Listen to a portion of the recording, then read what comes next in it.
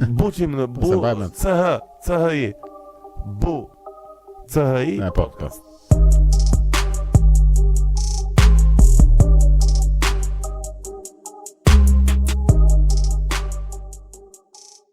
Mbërim në pjesën e tretë që është në fakt më e rëndësishme është strumullari I të dyja thirrjeve, po thjesht unë e kisha shumë të rëndësishme për kënaqësinë time vetjake, por edhe të dëgjuesit mi që të bënim disa biseda kështu normale një që kush jemi dhe çfarë bëjmë, ku besojmë edhe pse. Është rëndësishme që njerëzit të njohin kush je do. Kush pra pse po e bën. Është e rëndësishme. Për mos të thënë që është më e rëndësishme se sa gjërat e tjera. Por hajde, se po themi ka një rëndësi të veçantë. Tani. Nisma thurje. Është regjistruar në 2021 aktiviteti? 2021 po. 2021. Fund janari, gati shkurt. Fund janarit jeni regjistruar si parti ku kemi marr pjesë në zgjedhje, bile në dienin time më vonë kemi marr pjesë edhe në zgjedhjet lokale ku unë ma hamendja atë vit kam pasur Francin dhe Bronil. Në podcast ke biseduar. Edhe Denisin, ke pasur Denisin, mos gaboj. Po vaki. I don't know. Nuk e mbaj mend fix. Gjithsesi. Tani jemi në një moment tjetër. Unë kam pasur disa gjëra atëherë, domethënë më është dukur pak shumë burokratike nisma thurje, më është dukur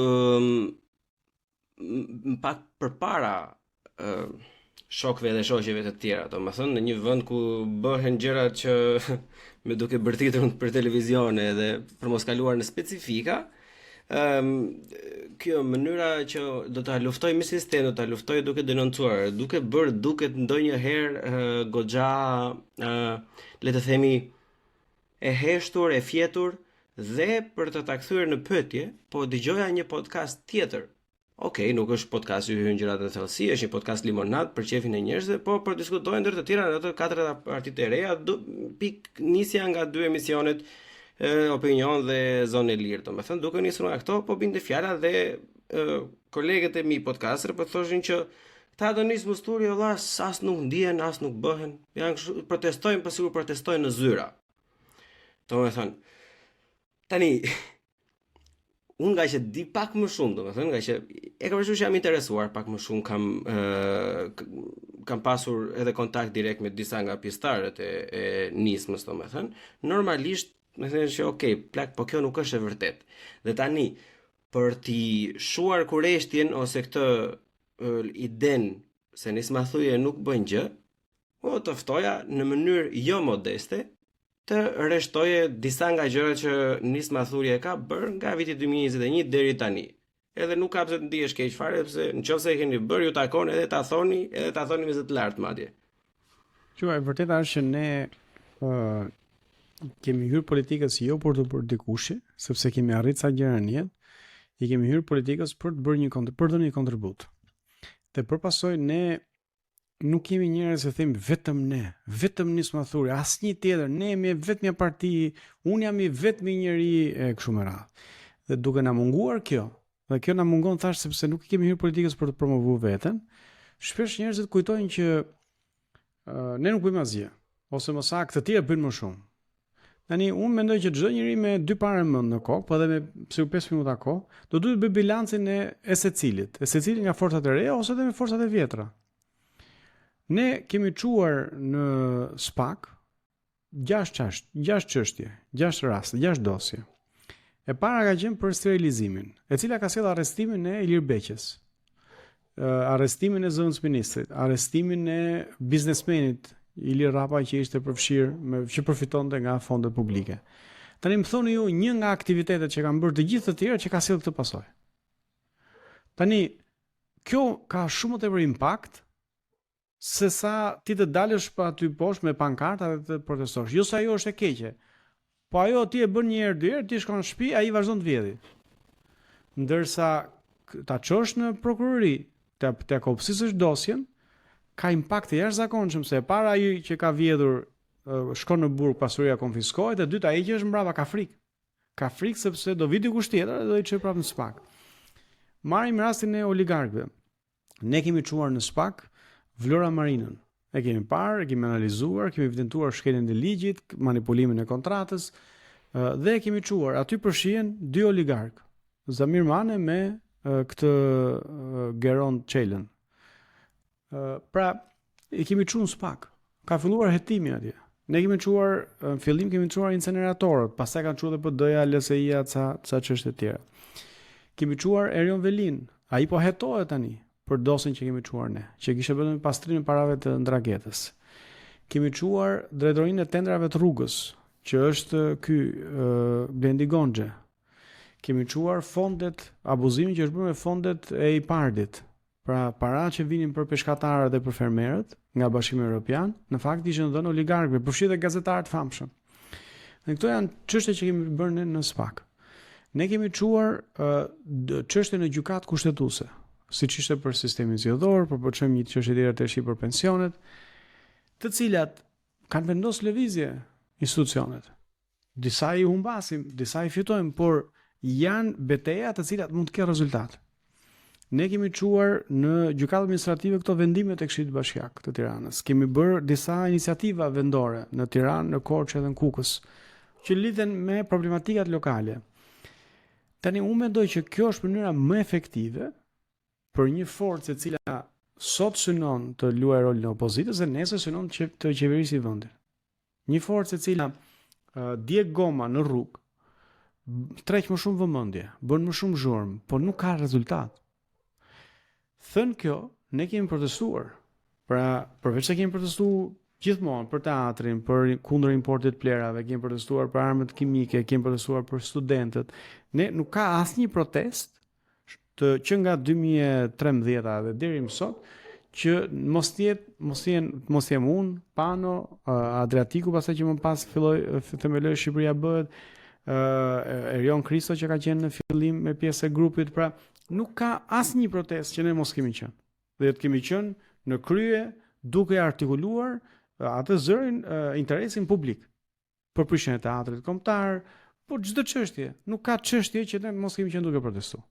Aktivistët tani janë arrestuar duke protestuar kundër inceneratorit të Fierit. Janë arrestuar duke protestuar kundër prishjes së teatrit kombëtar. Pra, kemi protestuar ne, nuk është se ne jemi kundër protestës. Por protesta nuk mjafton. Ne kemi protestuar sfundmi, protestuam kundër në rastin e Klodian Rashës. Kemi protestuar për vrasjen në Pogradec që tentuan ta mbulonin. Kemi protestuar për çmimet. Pra, kemi protestuar, do të thënë, sa herë që ka pas një çështje publike, politike, o kemi dalë në ballë protestë, o jemi bashkuar protestave. Për shembull, në rastin e vrasjes Stefanoli, u bashkuan protestave pa shumë zhurmë. Protesta që kanë bërë Shqipëria, kjo lëvizja bashke, Arlind Qorit, kemi shkuar në kjo protesta, pa shumë zhurmë, kemi shkuar atje. Ato shiko, këtë pjesën unë ndoqa dhe pak të çani dhe në fakt mua nuk më vjen mirë që përfshihen politikanë të rinj në biseda, do vemi se na keni ardhur apo pse s'na keni ardhur, ajo më duk pak për të ardhur keq. Po gjithsesi, problemi tani që kam unë me nisë në thurjen e të rastësh është çështje marketingu, çështje PR-i. Tani këto gjëra që juve keni bërë nuk janë pak. Me sa duket tani, nuk është për fajin tuaj, për mbase do ishte një çik më mirë nëse do reklamoni pak më shumë këtë pjesën se çfarë keni bërë. Komenti më tipik që marron është, a imagjinon ti nëse Arlind Qorri do kishte futur njëri në burg që do kishte ngel shqiptar pa e marrë vesh? Tani unë këtë e di, po ne jemi tipa të ndryshëm dhe e shohim ndryshe. Unë nuk ndihem komod që ne të promovojmë arritjet tona, sepse unë mendoj edhe as të qahem, për që qenë sinqert me ty. Pra, mu nuk pëlqen që ne dalim dhe të qahemi tani. Pse? Se ne kemi marrë parasysh të punë. Për shembull, kur ne çuam Zamir Mane në SPAK, me datë 26 mars 2024, me 27 mars të nesër në mëngjes, na u bllokun llogaritë bankare, kishte shku tatimet, kishin nxjerrë vendimi ishte ekzekutuar direkt, ishin bllokuar llogaritë, kishin vënë një gjop, kishin marrë lekët nga banka, na kishin dhënë llogarinë e bllokuar. Tani, unë kam thënë vetëm fund, para një muaji këtë gjë, mbase u ngritën të dyshimet që ju pse s'flisni për oligarkët, që kemi fol sistematikisht për oligarkët. A u qava unë për këtë? Jo. Po pse se di unë, po pse nuk do reagoj ai? Tani ti po lufton përballë, ti do që ky të shkojnë në burg, ti do që ai tjetri të të paguaj për atë që ka bërë shqiptarëve dhe ai do rrit dur kryq. Po ata që janë shumë demokratik, qoftë është ashtu. Padyshim që ata do gjejnë të gjitha mekanizmat. Po çka kujtove? Do të thënë, do gjejnë gjithë mekanizmat që të kundërpërgjigjen. Dhe nëse në Shqipëri ku porositën vrasës me pagesë, ku kanë hiqen njerëz nga puna për një like, gjëja më e rëndë që na ndodh kanë është që nuk na ftojnë shpesh televizor, atëherë ky që ka një vend demokratik. Problemi është që nuk është kjo pasoja. Pra, këtu realisht ta rrezikosh realisht pushtetin, pasojat janë shumë të rënda. Dhe unë mendoj që është më vështirë që ta çosh në prokurori dhe ta fusësh në burg dikë se sa të flasësh në televizor. Pse? Sepse në televizor e thua një herë, kaloi, ai ta mbyll televizorin ose gazetari ta ndron temën dhe mbaroi. Kurse po ta çosh prokurori, s'ka ku të shkojë, do regjistrohet dosja, ai do duhet bëj për këto marrin masa paraprake të hetimit, fillon shqyrton dokumentacionin që ti i ke dorëzu, domosdoshmërisht do duhet ta marrin ndjekje penale. Dhe këtu ai nuk ta harron kurrë. Edhe mbas 10 vjet, 20 vjet, e di shumë mirë kush e ka çuar në burg. Kurse në televizor harrohen, ti thua një gjë këtu, aty harrohet. Por ne nuk e bëjmë për dalë në televizor. Ne besojmë realisht, e këtu ndahemi edhe nga Lëvizja Bashk, ne besojmë që këtu problemi nuk është me të pasurit, problemi është me hajdutët. Unë nuk kam asnjë problem me njerëz të cilët janë pasuruar me punë, që kanë hap një biznes, kanë punuar, kanë sakrifikuar. Ata duhen duar tokit për arritjet që kanë bërë. Problemi është me këta që kanë vjedh, që ai është pasuruar duke marrë tendera publik, është pasuruar duke marrë prona publike, është pasuruar duke bërë ligje me porosi, ky është problemi. Pra problemi se ka ai s'është i pasur, problemi ka s'është hajdut. Tani, ata që besojnë ke determinizmi materialist, si në rastin e marksistëve, ata kanë probleme edhe ke pasuria, se thonë, ky që ka pasuri, ka më shumë pushtet, dhe duke pas më shumë pushtet, në ndërton një shtet i cili punon për interesat e tij dhe kundër nesh. Tani ne kemi provu këtë ideologji, se kjo ishte ideologjia që çoi njerëzit që drejt eliminimit pronës private. Sa ai po pati pronë private është rrënja e gjithë këqijave dhe përfundon pastaj që me gisht ngoj, domethënë, edhe na kolektivizuan edhe lopët edhe mollët. Kështu që prandaj them këtu ndahemi. Pra unë s'e kam fare problem se ata janë të pasur. Në qoftë se janë me punë të ndershme, bravo i qoftë. Padyshim të paguajnë më shumë taksa, po bravo i qoftë për çdo që ndark. Ama në qoftë se vjedhin do duhet paguajnë. Dhe duke qenë se kemi këtë qasje të ndryshme, ne jemi adresuar prokurorisë. Se nëse është hajdut, do ta çosh në prokurori. Edhe kemi shumë prokurori. Dhe prokuroria na ka dhënë drejt deri tani, të shohim me çështjet e tjera. Po kjo është qasja. I keni të listuara minimumin në website-in e nismës studjes se çfarë keni bërë? Po, njerëzit nuk kanë vëmendje, një dhe e dyta, shiko, kështu ndodh në çdo shoqëri. Kur dikush që mburret shumë, që thotë unë vetëm unë asnjë tjetër etj, në përgjithësi tërheq më shumë vëmendje. Tani unë nuk të ndryshoj sot, sepse po shkoj 40 vjeç edhe kam krijuar atë identitetin tim. Po kështu dhe Pano, po kështu dhe Franci, po kështu dhe Bruna. Unë nuk besoj që ne do ndryshojmë, do fillojmë të themi tani vetëm ne, asnjë tjetër në Shqipëri nuk e bën këtë që bëjmë ne. Ne do padyshim, ndoshta do duhet ta promovojmë më shumë arritjet që kemi bërë, por qëllimi jon nuk është çka kemi bërë. Qëllimi është ç'a duam bëjmë. Dhe ajo që duam bëjmë është e njëjta. Pra ne duam të krijojmë shanse të barabarta në Shqipëri, sepse brezi ynë dhe njerëz që janë më fal, do të ndërpreste kjo sepse këtë pjesë të bisedës dua ta bëj si pas rendit se ka një farë logjike e gjitha. Si fillim unë do kisha dëshirë sipas tejet më rreshtoje cilat janë problemet më kryesore. Ne kemi çdo vend, si Gjermania, si Franca kanë 101 probleme, nuk diskutohet, por ato më imediatet në Shqipëri. Problemi, janë të lidhura me njëra tjetrën. Problemi më i madh i Shqipërisë është emigrimi i të rinjve dhe i shtresës mesme. Dhe emigrimi i të rinjve vjen sepse është problemi tjetër që të rinjt nuk kanë perspektivë në Shqipëri. Pra nuk kanë shpresë se gjërat ato mund të bëhen më mirë dhe nuk kanë shpresë se ata mund të progresojnë në një mënyrë të qartë. Për çfarë bëjnë? Shkojnë në një vend ku është e qartë që po bëre shkollën do marrësh një profesion dhe po marrë një profesion do marrësh një punë dhe po marrë një punë do kesh një stabilitet dhe po bleve një pronë, ajo prona do të thotë nuk do ta marrë shteti nesër me dhunë. Kjo lloj qartësie dhe parashikueshmërie i bën njerëzit që të mos rrinë në Shqipëri, Dhe kryesisht ata që kanë një opsion dhe t'ikin jashtë. Kjo kërkon adresime, sepse nga kjo pastaj buron fakti që ne nuk mund të kemi një skem stabil për pensionet nëse ky vend s'ka të rinj. Ne nuk mund të kemi një skem stabil për shërbimin publike nëse ky vend nuk ka profesionistë të lirë. Kështu që problemi më i madh i Shqipërisë është pikërisht kjo. Pra mungesa e perspektivës për të rinj dhe për shtresën e mesme. Dhe këtë e dëmton miku dhe kafja. Po si mund ta përmirësojmë këtë? Si mund ta zhvillojmë këtë debat në shoqëri para fare që të diskutojmë në mënyrë të hapur me gjithë secilin? Shoqëria e di këtë. Problemi është në diçka që nuk e flet asnjëri, është diçka që është kështu gjithkohë.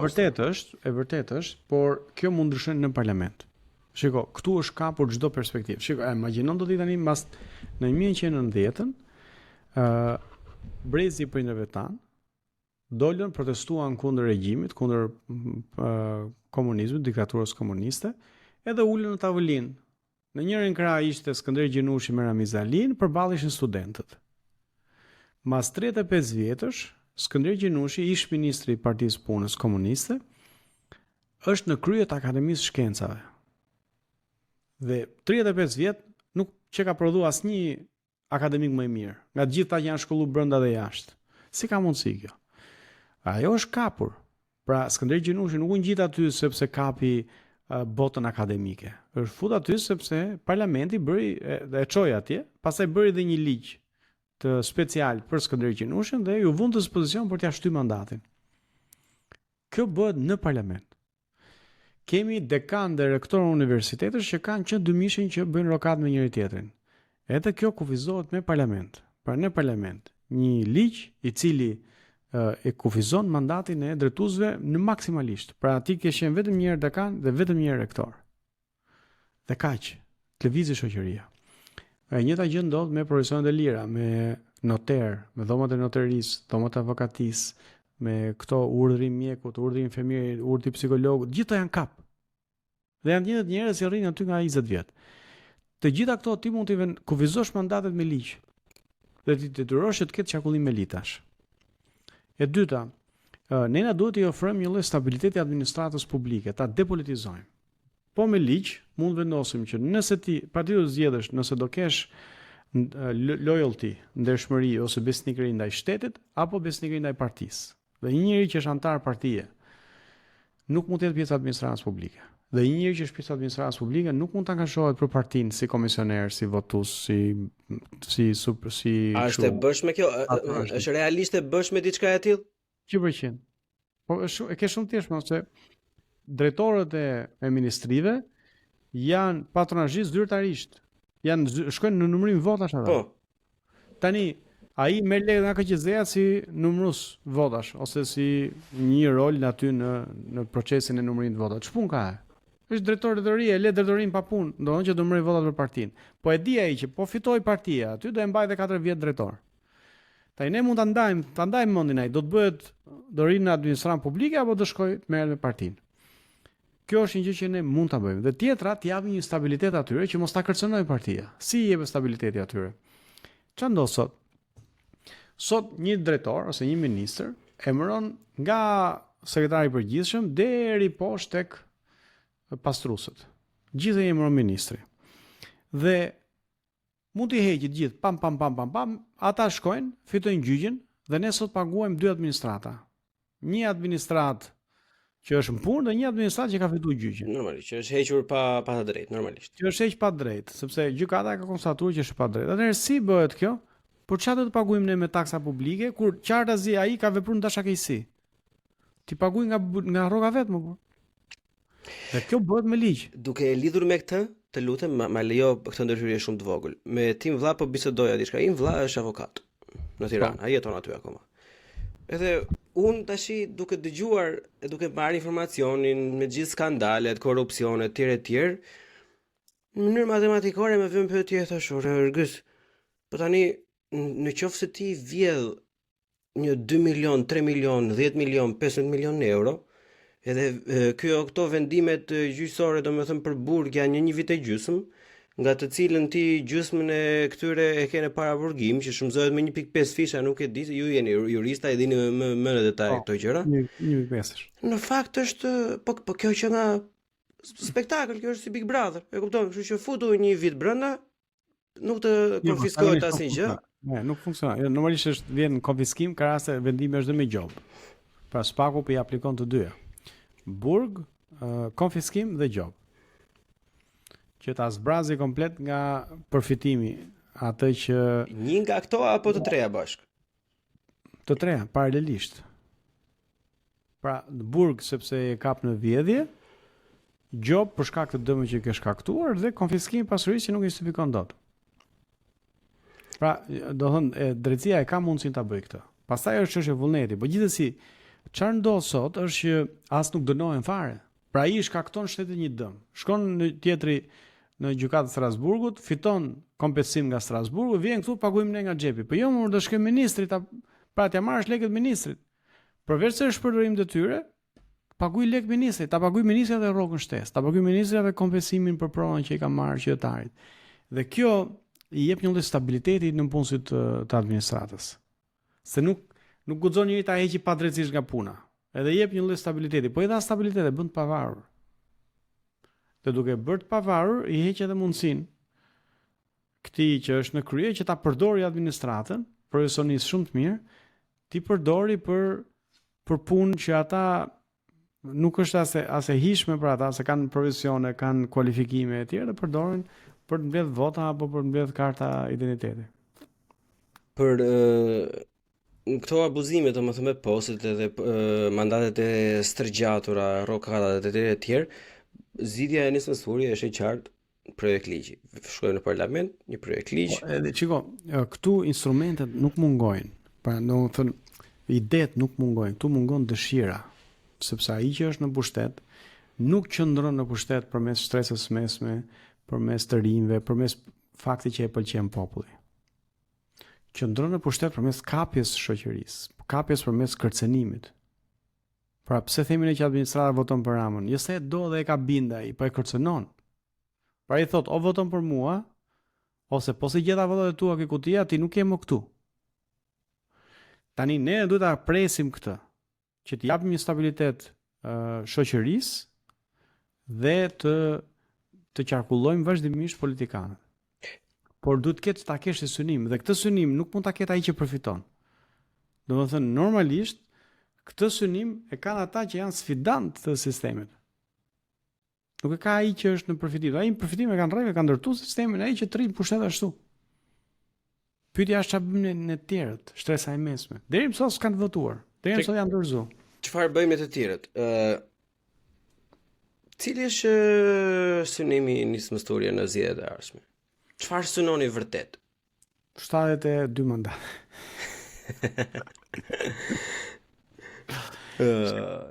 Po do themi dhe atë që një mandat i juaj është e kalojmë. Shiko. Unë besoj që parlamenti i ardhshëm do jetë i fragmentizuar. Po seja do jetë me 2 grupe parlamentare, po doja do kthehet në parti të vogël dhe do ketë shumë përfaqësues të forcave të reja. Në një situatë të tillë, asnjëri nuk do ta ketë shumicën. Prandaj do jetë shumë e rëndësishme që të ketë aktor të cilët janë pavarur, të cilët din ta bëjnë betejën dhe kanë guximin. Dhe synimi jonë është ta çojmë këtë betejë me këtë klasë vjetër politike që e ka vjedhur Shqipërinë dhe ka sjellë këtu në parlament, se jemi më efektiv aty. Tani ne jemi nga jashtë. Dhe duke qenë jashtë, për shembull, këto dosje që kemi çuar në SPAK, ne kemi shumë pak informacion nga jashtë, por duke qenë brenda, deputeti ka akses në informacion. Ne mund ngrim komisione hetimore që të zbardhin disa të vërteta. Pra, ne duam që të futemi në parlament, të ofrojmë vetë një opozitë kontrolluese dhe konkurruese. Dhe këtë mund ta bëjë vetëm një opozitë e re, e cila nuk është e kapur dhe e cila nuk ka frikë që të përballet. Sepse çfarë ndodh me opozitën sot, që është në parlament, nuk është konkurruese. Pra asnjëri me 2 parë mend nuk thotë që do votojmë Sali Berishën që t'i japim fund korrupsionit, se e di shumë mirë ku ka qenë. Apo të votojmë Ilir Metën se boll më me autokraci.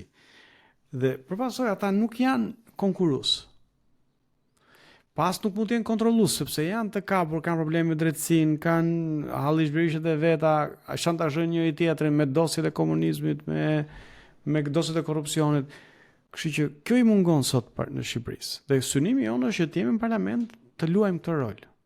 Dhe me shpresë, shumë më shpejt sa 2029, të formojmë një qeveri. Pra, sepse ne nuk mund të arrim në qeveri pa qenë së pari një opozitë të shnetshme. Cila do të me aktualitetin tani, se gjërat edhe mund të ndryshojnë edhe në të ardhmen shumë të afërt, por në statusin aktual, cilat do jenë shtyllat mbajtëse të fushatës elektorale të nismës Turje? Ne duam të sjellim vëmendje 5 reforma kryesore. 5 reforma kryesore. Po. E cilat e para ka të bëjë me çështjen e pronave. Mënyra se si e mendojmë ne është që ne do duhet të ngrejmë një tribunal pronash, i cili i zgjidh jashtëzakonisht shpejt çështjet e pronës. Pra, pak a shumë funksionon në Angli, që janë gjykata si shkallë të parë, të cilat veprojnë vetëm për këtë çështje. Dhe të ndërtojmë një hartëzim të gjithë pronave pa konflikte, pronësie. Dhe kjo dhe i nxit njerëzit të cilët i thuhet, shiko, keni fazën e parë të ndërmjetësimit. Nëse ju bini dakord, kjo çështje, pra kjo tokë regjistrohet si pa konflikt, edhe ju menjëherë mund të përfitoni nga skemat e kompensimit, e zhvillimit, e lejeve e tjerë. Nëse ju nuk bini dakord, kjo tokë do marri atë shenjën, kategorinë në konflikt, edhe do ta zgjidhim me gjykatë, më kupton? Kështu për të nxitur edhe që ata në një farë mënyrë të zgjidhin me ndërmjetësim aty ku mund të zgjidhin me ndërmjetësim, po edhe për të zgjidhur shpejt përmes gjykatave, për tribunaleve me koste neutrale, pa shkaktuar kosto të shpejt, se gjithë problemi këtu është zvarritja e pronave dhe këtu mungon vullneti, sepse reforma në 7501 është bërë për 6 muaj. Po 6 muaj ata pam e shpërndan tokën. Pra, ndërkohë ne kemi 35 vjet nuk po zgjidhet, se nuk duan ta zgjidhin. Por ne kemi synim bëjmë këtë gjë. Kjo është pjesa e parë. E dyta është reforma në drejtësi, pra të konsolidojmë reformën në drejtësi dhe ta zgjerojmë. Çfarë do të thotë kjo? Që do të thotë të pesfishojmë numrin e prokurorëve dhe hetuesve të spakut. Në mënyrë që spaku të ketë më shumë kapacitete për të avancuar, qoftë në luftën kundër krimit organizuar, qoftë në luftën kundër korrupsionit. Po ku do t'i gjejmë këto? Më fal që të ndërpres kaq shpesh. Ta bëjmë pak si pak president, lutem. Ku do i gjejnë kë? Prokurorët, që të t'i pesfishojmë. Po ka Shqipëria prokuror sa duash. Të pastër, të papërfshirë në çdo lloj. Një pjesë e madhe kanë kaluar vettingun. Nëse s'e kanë kaluar, ta kalojmë. Problemi është që këta i kanë kufizuar fondet të spakut. Spaku s'ka lek. Pra s'ka para për të përballë me gjithë të lumë çështje që janë çuar. Okej. Dhe ne duhet ta fuqizojmë, po edhe të integrojmë jurinë në rastin e gjyqtarëve dhe prokurorëve që gjykohen.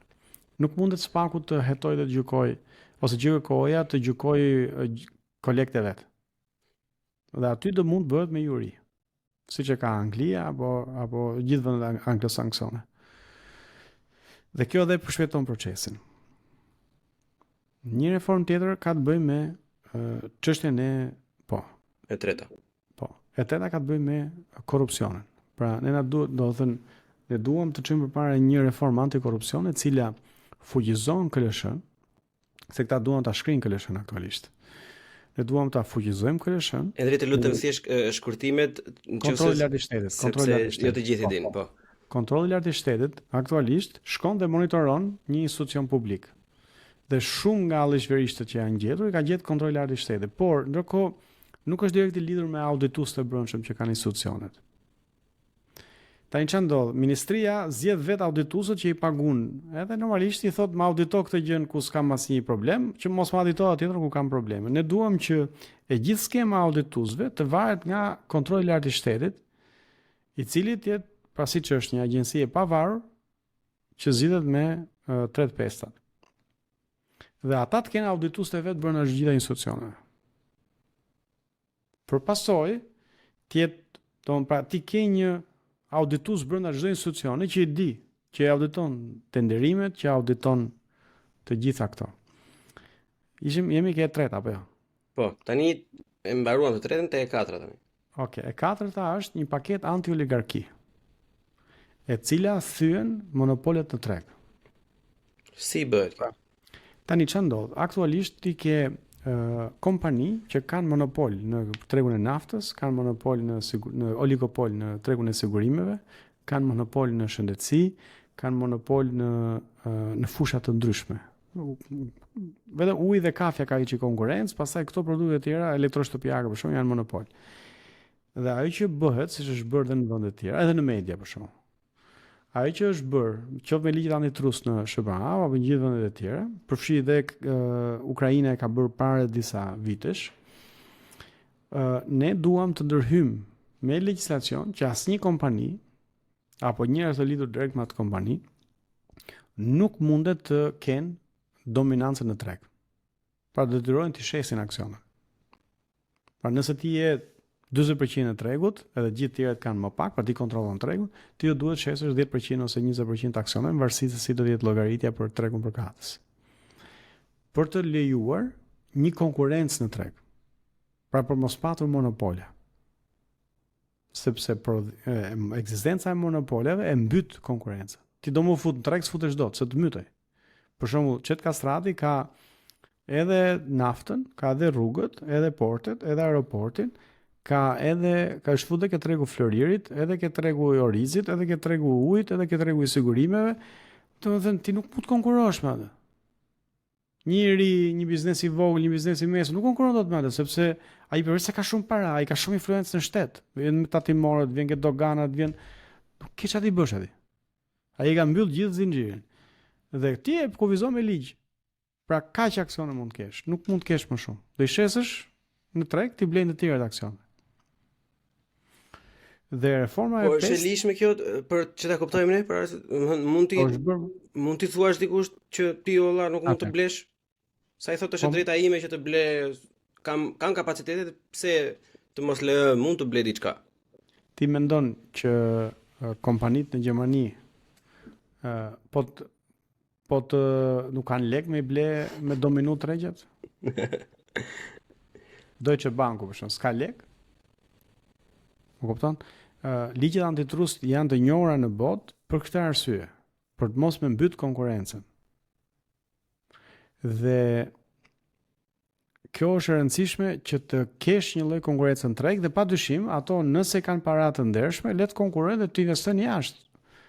Të konkurrojnë, të eksportojnë produkte, po këtu brenda do duhet të ketë konkurrencë, nuk mund ta mbysin, se nuk mund të bëjmë biznesin në 5 veta në këtë vend. Dhe reforma e 5 ka të bëjmë atë që thash pak më herët në lidhje me meritokracinë.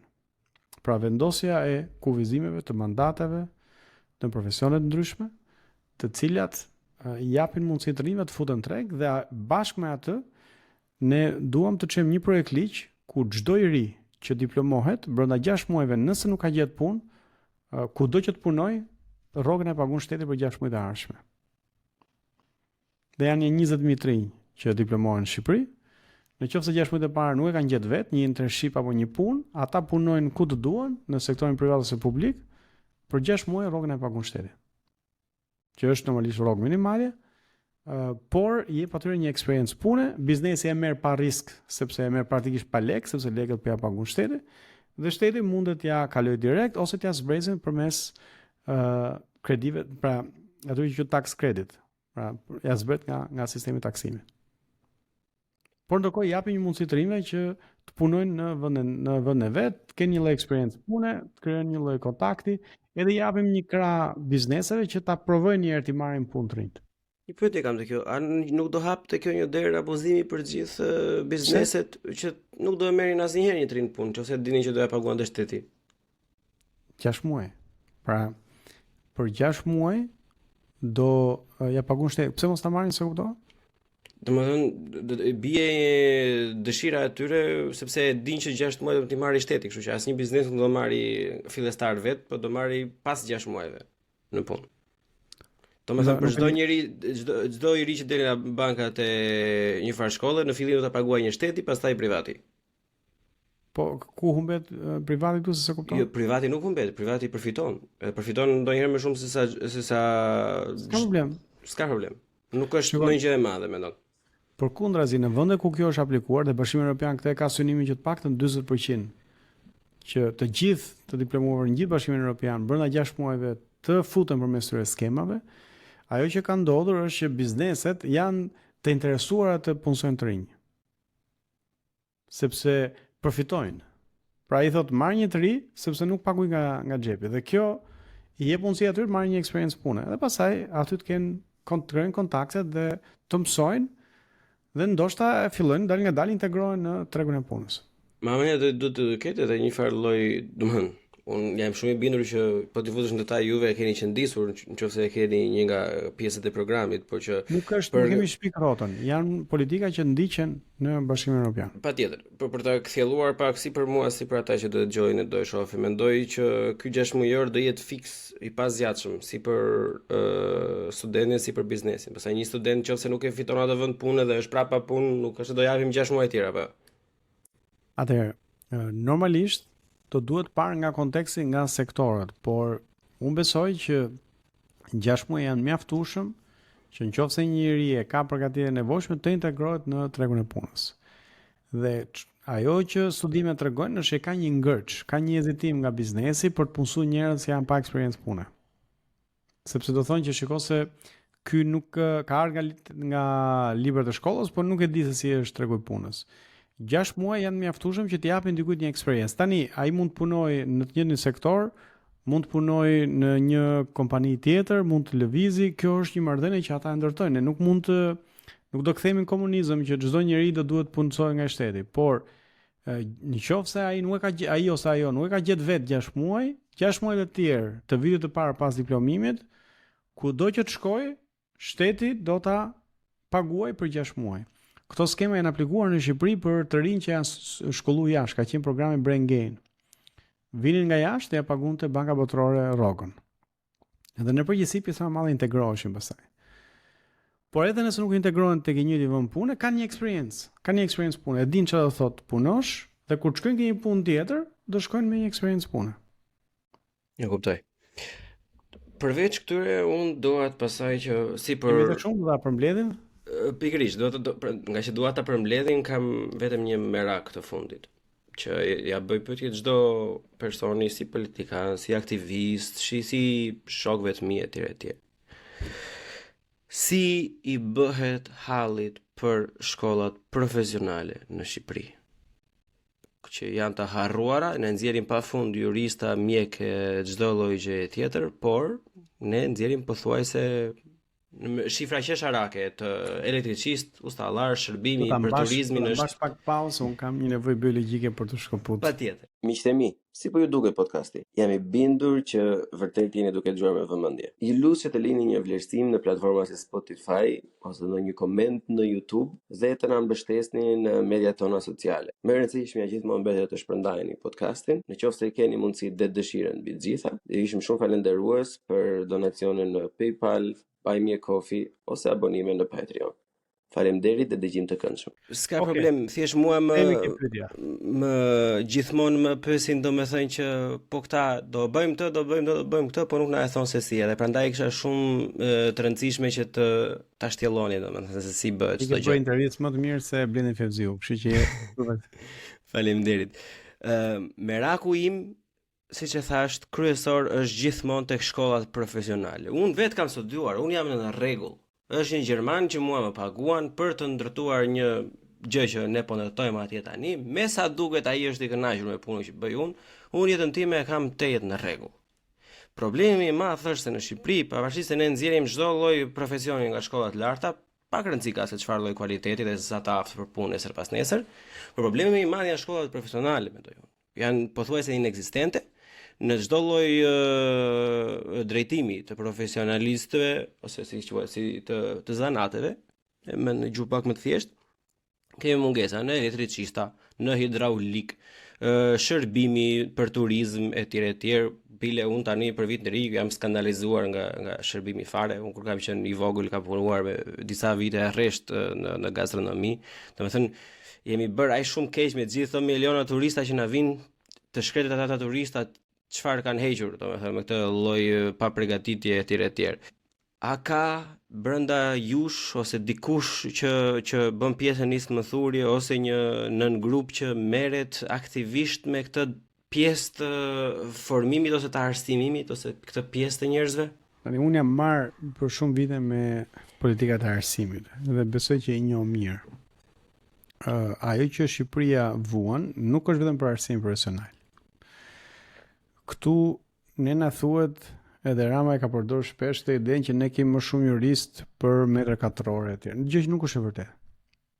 Pa këtu çështja nuk është vetëm të kesh njerëz me diplomë. Çështja është të kesh njerëz të përgatitur. Dhe ne nuk kemi mjaftueshëm burime njerëzore.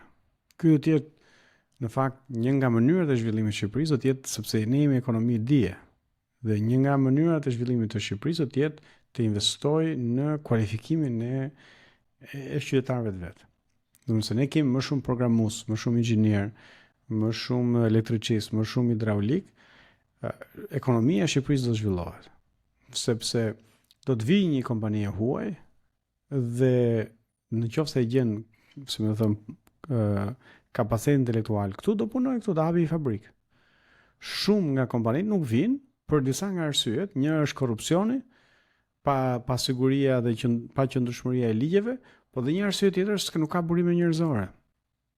Pra ai të vjen këtu, por nuk ka, se do të thënë njerëzit emigrojnë dhe ata që mbeten shkollat nuk i përgatisin tamam. Kështu problemin ne nuk e kemi vetëm tek shkollat profesionale, e kemi në përgjithësi ke sistemi arsimor, i cili nga që është përdorur për të prodhuar vota, ka prodhuar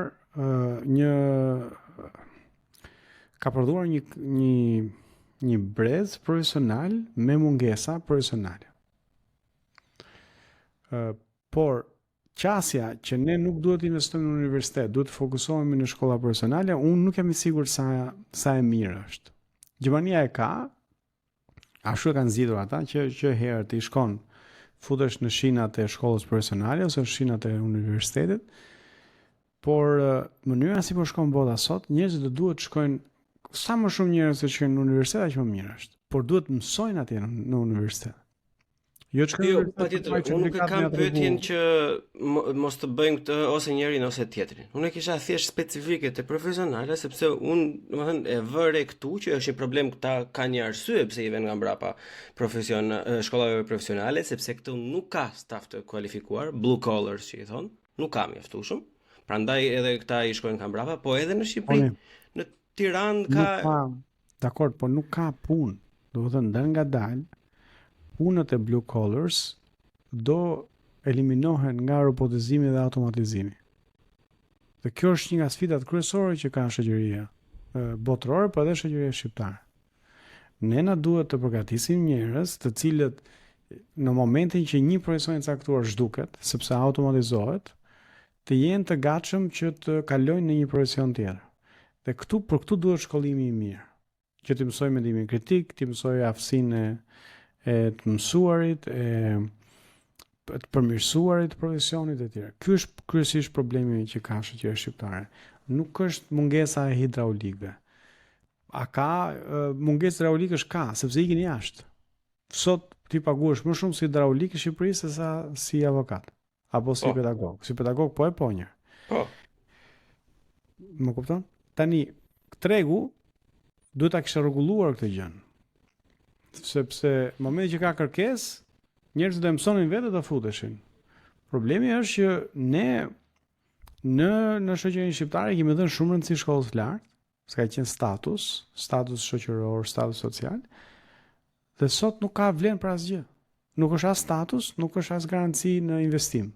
Pra njerëzit mbarojnë në universitetin dhe punojnë ke pompa naftës. Unë kam takuar shumë njerëz te pompat e naftës që kanë marrë masterin. Dhe kjo është fatkeqësi, sepse është investim që i çuar dëm. A do ishte më mirë që këta njerëz të kishin mësuar, të ishin bërë pastiçier ose hidraulik? Ndoshta mund të ishte. Po ndoshta do ishte akoma mirë të kishim një mundësi që të integronim dhe këta që mbaren me master. Po ne nuk i integrojmë dot nëse nuk i mësojmë asgjë. Nëse masteri është në vetvete një skemë piramidale për të marrë lekët edhe fund fare i lëm pa asgjë. Pra i mbaron shkollën dhe s'di gjë. Pra mbaron shkollën dhe fillon nga fillimi përgatitjen profesionale. Kështu prapë është problemi me shtetin. Nuk është problemi me studentin. Këtu është abuzuar me universitetet. Është abuzuar me rekrutimin në universitet, është abuzuar me notat, është abuzuar me provimet. Dhe përpasoj pastaj kemi një mishmash total. Do të thënë është shumë e komplikuar çështja e arsimit sepse këtu secili i ka marrë nga i pjesë. Kjo është pak a shumë situata. Duke të falenderuar. Ka shumë punë për reformën. E di, i keni hyrë goxha thellë, domethënë, por që gjithsesi duke të falenderuar jashtëzakonisht shumë që morë kohë në këtë ditë të diel që ma mendja në Shqipëri do ketë qenë moti shumë i bukur.